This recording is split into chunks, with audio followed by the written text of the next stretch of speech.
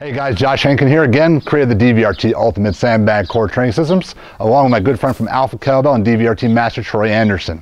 So we wanted to stay in light of this idea of making smarter workouts, and we're going to look at the carrying ideas. A lot of people, again, we go back to carrying because we think that we're building complexity of movement because we're walking, holding weight. Unfortunately, it's not nearly as beneficial as a lot of people believe because you can walk badly and still carry weight. So there's really no default, there's no really easy way to screen if people are doing it well or not.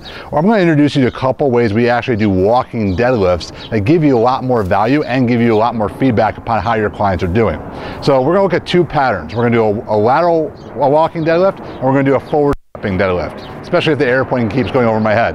So both of these are going to look pretty easy, and they can be very incremental by two factors. One is obviously load, but two is the length of the step. So when you're introducing this to people, the smaller the step, the easier this is. So don't try to necessarily replicate what we do, just try to go ahead and find out that initial path. I'll go over while Troy's going through the movement what you're looking for. So the easiest thing to do is start from the top down. So as Troy's deadlift the weight up, he's going to perform a lateral step, he's hinging, so he's going to try and get the weight right over the middle of his foot, and he's going to pull himself up. I'm watching to make sure his shoulders don't round, he really doesn't rotate through that pelvis, so we're looking for anti-rotational factors. Nice, we'll do one more, Troy. And so what we're looking to make sure that his hip stays over his foot, his arms stay locked, his head stays in line. And then when he turns, now we're going to forward step. So small step, really small step, almost like sprinter stance, heel toe. Pull the hip up and through.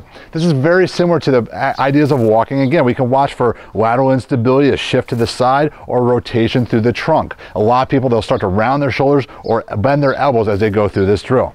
The nice thing again is you can go some high volume work, and Troy, through this series. So you can do it for a length of a straightaway, you can do it for reps, you can do it for time. What I'd recommend is go down lateral step, come back forward walking, then turn around and go the other lateral step, come back around walking. Again, you have the option of doing it for time, you can do it for a distance, or you can do it for an amount of repetitions. You'll be surprised how challenging this is if you adhere to the idea of perfect posture and alignment during the whole movement.